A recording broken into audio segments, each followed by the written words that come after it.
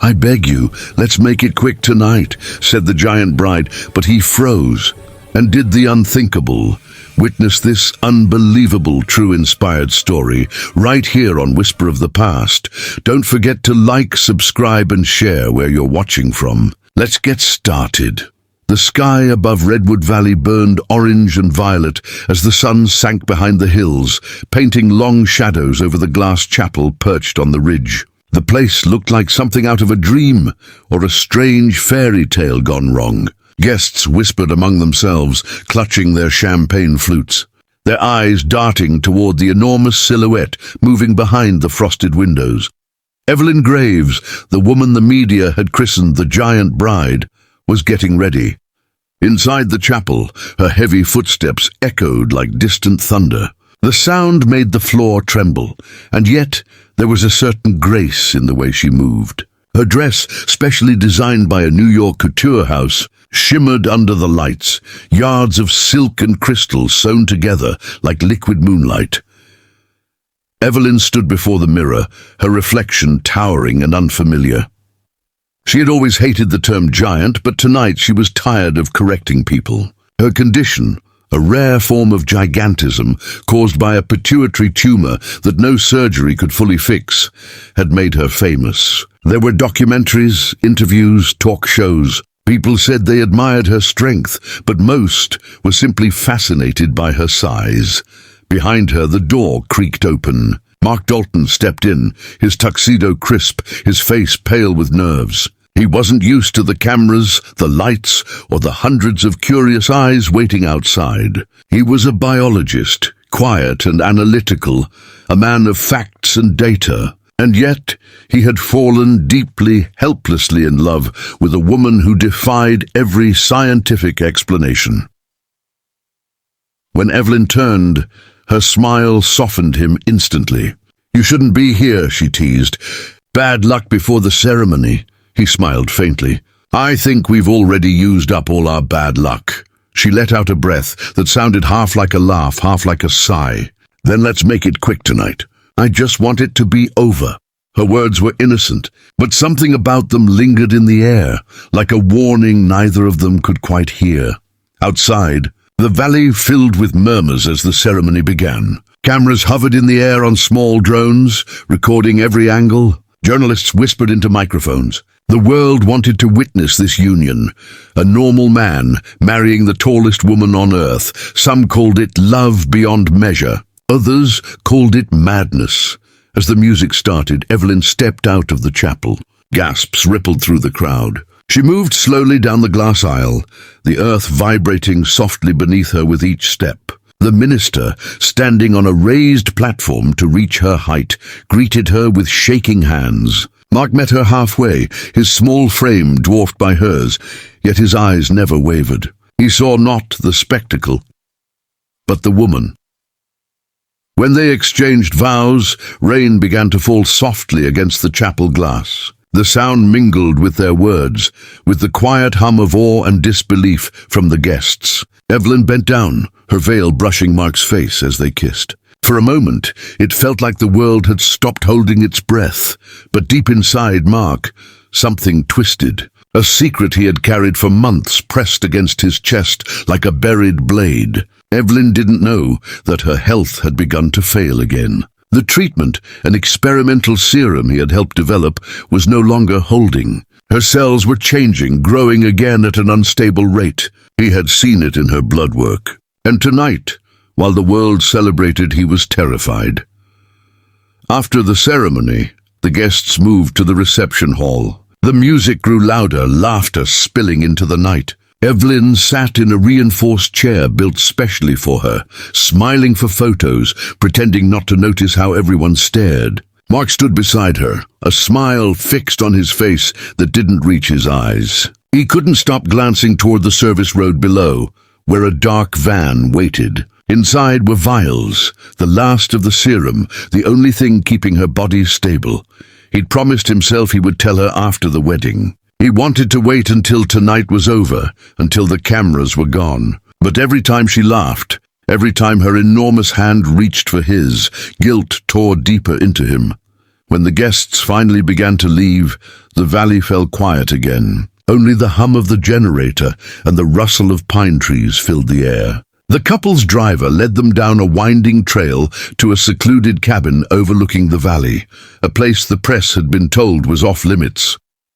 Inside, the lights were dim. The storm had begun to move closer, thunder rumbling like distant drums. Evelyn slipped off her shoes and sat by the window, her long legs stretching almost across the entire room. She looked tired, her hands trembling slightly as she unpinned her veil. Mark poured 2 glasses of champagne. "To us," he said, forcing a smile. She didn't take the glass. "To what's left of us," she said quietly. He froze. "What do you mean?" Evelyn looked at him, her eyes glistening. "You think I don't know? I've seen the way you've been watching me, the way you flinch when I mention the pain in my chest. I'm not stupid, Mark. I know something's wrong." He set the glass down, his heart pounding. "Eve, don't lie to me," she cut in. "Not tonight, please." The silence that followed was louder than thunder. Outside, rain began to pour, slamming against the windows in silver sheets. Mark walked to the window, watching lightning streak across the dark sky. His reflection looked ghostly in the glass, small, fragile, afraid. Finally he spoke. "The serum's failing." Evelyn didn't react at first. She stared at him, her breathing steady. "How long?" "A few weeks, maybe less." She closed her eyes. A tear rolled down her cheek, vanishing against her skin. "So that's why you've been so quiet," he nodded. "I thought I could fix it before the wedding. I thought I could find another way." Evelyn turned toward him. "And now?" Mark hesitated. "Now I don't know if I should." Her brows furrowed. "What do you mean?" "The new compound, it might stop the growth," he said slowly. "But it's unstable. It could destroy your organs. If I give it to you, there's a chance you won't survive the night." For a long time, neither of them spoke. The rain drowned out everything, the world, the noise, the fear. Evelyn rose to her feet, the cabin creaking under her weight. She walked toward him, every step heavy, deliberate. When she stopped in front of him, he had to tilt his head back just to meet her gaze. "Then don't," she said softly. "If this is what's meant to happen, let it. I don't want to be an experiment anymore. I just want to be me." Mark felt his throat tighten. "I can't lose you." "You already lost me once," she said, her voice trembling. "When you started treating me like a project instead of a person."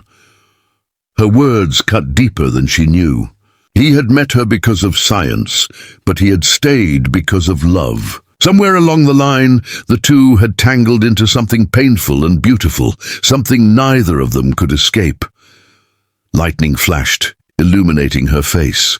She looked almost otherworldly, a giant, yes, but also impossibly fragile. Mark stepped closer, placing a hand against her chest, feeling the slow, powerful rhythm of her heart. "Let's make it quick tonight," she whispered again, tears breaking her voice. "Please!" But he froze. His mind raced. He couldn't do it, couldn't just let her go. And then, before he could stop himself, he did the unthinkable. He turned, grabbed the medical case from the corner, and unlatched it. Inside, the vials glowed faintly blue under the light. "The last of the serum." Evelyn's eyes widened. "Mark, no." He lifted one of the vials. His hands shook as thunder cracked above them. "I can't stand by and watch you die. I'll take that risk." She took a step back, shaking her head. "You're not listening to me." But he was beyond reason now. Love and fear had blurred into something reckless. He filled the syringe, his breathing uneven. One last dose. Just enough to stop the pain. "Mark, stop!" He hesitated, but his body moved before his mind caught up. The needle pierced her arm. She gasped, staggering backward. For a second, nothing happened. Then the light inside the vial dimmed, and the room filled with a low, humming vibration. Mark stumbled, staring as her skin shimmered faintly beneath the surface. Evelyn clutched her chest, her breath catching. "What did you do?" she whispered. He reached for her, terrified. "Eve," but the words never finished. Her body began to tremble violently. The lights flickered. Glass shattered from the windows as wind burst through the cabin. Mark dropped to his knees, shielding his face as the air filled with a strange, electric glow. When the storm finally passed, The world went silent again. Mark opened his eyes slowly. The room was wrecked. The bed overturned, the floor cracked. Rain poured through the broken roof, washing away the blue residue of the serum. Evelyn lay on the floor, still, her chest rising faintly. He crawled toward her, his hands trembling. "Eve, please." Her eyes fluttered open. She looked at him, a faint smile breaking through the pain. "You really did it," she whispered. "You did the unthinkable." Mark's tears fell onto her cheek as he held her close. "I just wanted to save you." "Maybe you did," she murmured. "Or maybe you saved yourself." Outside, the storm rolled deeper into the valley, leaving only the echo of thunder behind. Inside that broken cabin, a man and a woman, one small, one impossibly large, clung to what was left of love, science, and faith. Rain washed through the cracks in the roof, dripping steadily onto the wooden floor where Evelyn lay motionless. The smell of ozone and burnt wood hung in the air. Mark sat beside her, his fingers still clutching the empty syringe. He could hear nothing but her shallow breaths and the fading thunder rolling through the valley. Every second stretched like an eternity. He pressed his ear to her chest. Her heart was beating, faint, uneven, but alive. Relief flooded him so sharply that he almost collapsed. "Eve," he whispered, brushing wet hair from her face. "Can you hear me?" For a long moment there was no answer. Then a tremor ran through her body. Her eyes flickered open, pale and glassy. "Mark, what happened?" "You passed out," he said softly. "But it's okay. You're okay now." But she wasn't. He could see it in her skin, a faint blue shimmer running beneath the surface like veins of light. He recognized it instantly. The serum wasn't just stabilizing her. It was mutating. The chemical bonds weren't breaking down like before. They were reforming. He had rewritten her biology without meaning to. Evelyn struggled to sit up, her breath uneven. The walls seemed smaller, the air heavier. "I feel strange," she murmured. Mark backed away slightly, fear gnawing at him. "You need to rest. Maybe the reaction will pass." But deep down, he knew it wouldn't. The numbers, the equations, the warnings, they all raced through his head. He had used too high a dosage. The serum had merged with her bloodstream in a way he couldn't reverse. Whatever was happening to her was permanent. She looked around the wrecked cabin. The furniture lay shattered. Glass glittered on the floor like frost. "You shouldn't have done it," she said weakly. "I asked you to let me go." "I couldn't," he whispered. "You don't understand what that would have done to me." Lightning flared outside again, throwing their shadows across the walls. For an instant, Mark thought the light was playing tricks. Her silhouette seemed to stretch, her shoulders broader, her arms longer. But when the flash faded, the change remained. She was growing. Slowly, steadily, impossibly. Evelyn noticed it too. Her gaze fell to her hands, the fingers lengthening, the skin tightening. Panic flooded her face. "Mark!" He grabbed her hand, his own barely fitting around her palm. "Listen to me. Breathe, don't fight it." Her breathing quickened. "It's happening again," she said, her voice trembling. "Like before. Like the first time." He wanted to tell her it would stop, but he couldn't lie anymore. He could only hold on as the storm raged outside and she began to change before his eyes. Hours passed. The rain eased to a drizzle. The storm moved east, leaving behind a sky heavy with clouds. In the half-light of dawn, the cabin looked like a ruin, smoke rising from the chimney, the floor cracked open by her weight. Evelyn sat silently near the doorway, wrapped in what was left of her wedding dress. She was taller now, perhaps 15 feet, maybe more. Her face was pale, her expression unreadable. Mark sat across from her, hands clasped, exhausted. Neither had spoken for nearly an hour. The silence was unbearable. Finally, she broke it. "Do you ever wonder," she said quietly, "if love is just another kind of experiment?" He looked up, startled. "What do you mean?" She smiled faintly, her eyes glistening in the grey light. "We mix ourselves together, different lives, different hearts, and we hope it works. Sometimes it does. Sometimes it destroys everything it touches." He didn't know how to answer. She wasn't angry anymore, just tired. Beyond tired. I tried to save you, he said finally. I know, she replied. And maybe that's the problem. Her voice cracked on the last word. She turned her face away, staring out toward the valley below. Morning light began to seep through the trees, touching the edges of her hair with gold. For a moment, she looked almost divine, like something the world wasn't meant to see. Mark rose slowly, walking toward her. There has to be a way to fix this, he said. I can get the lab truck. Maybe we can draw your blood, run tests. She cut him off with a soft laugh. Even now you're still thinking like a scientist. He stopped. It's what I know. It's what you hide behind, she said, her tone gentle but sharp. When you look at me, do you still see a woman, or do you see the data you can't explain? He had no words. He wanted to tell her that he saw both, that the woman and the mystery were the same to him. But he couldn't say it without sounding like every other man who had wanted to study her before loving her. Outside, a helicopter hummed faintly in the distance. Mark's stomach dropped. The press had found them. The entire world had been watching their ceremony. It was only a matter of time before someone tracked their location. Evelyn heard it too. They're coming, she said softly. We have to go, Mark replied. He rushed to grab their bags, but she didn't move. They'll never let us go, she said. Not now. Not after what's happened to me. He turned toward her. Then we'll hide. I'll take you north. There's a research station in Oregon near the coast. We can... Mark, she interrupted, her voice steady now. Stop. The helicopter's sound grew louder, the wind from its rotors starting to shake the trees outside. Evelyn stood, her head brushing the ceiling beams. The structure groaned. You don't understand. If they see me like this, they'll lock me away. They'll make me a test subject again. I can't live like that. He shook his head, stepping closer.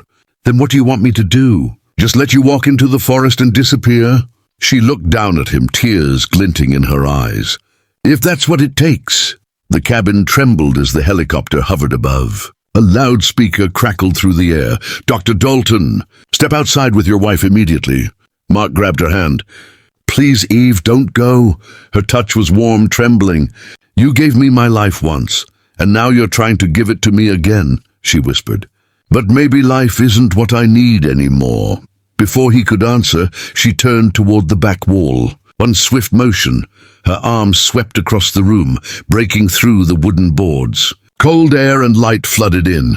She stepped through the opening into the forest beyond. Mark shouted her name, stumbling after her. Branches whipped against his face as he ran into the rain-soaked trees. He could see her through the mist, a towering silhouette moving deeper into the woods, each step shaking the ground. Evelyn! She stopped and turned. For a moment their eyes met across the clearing. The morning sun broke through the clouds, catching the drops of rain on her skin. She looked both human and something far beyond it, a creature born of love and mistake, beauty and science. Go back, she called. Tell them I died. He shook his head wildly. I can't. She smiled sadly. You already did. And then she was gone, swallowed by the forest. Her massive figure fading into the light until there was nothing left but the sound of the wind. Mark stood there until the helicopters circled overhead. Voices shouted his name, but he didn't answer. When they finally found him, hours later, sitting alone in the mud, he said only one thing.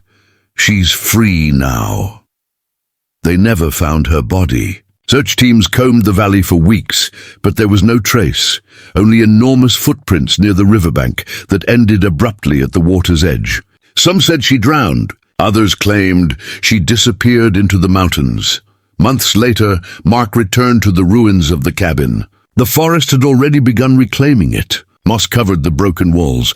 Vines crawled over the shattered windows. He sat where she had once stood, listening to the wind move through the pines. He opened a small notebook, the one he had used to record her medical data, and began to write. But instead of equations, he wrote words. She was not an experiment. She was a story, and I was lucky enough to be a chapter in it. As the sun set behind the valley, he closed the notebook and left it on the windowsill. In the fading light, for a fleeting second, he thought he saw a shadow move between the trees, tall, graceful, unmistakable. He smiled, not out of madness, but peace.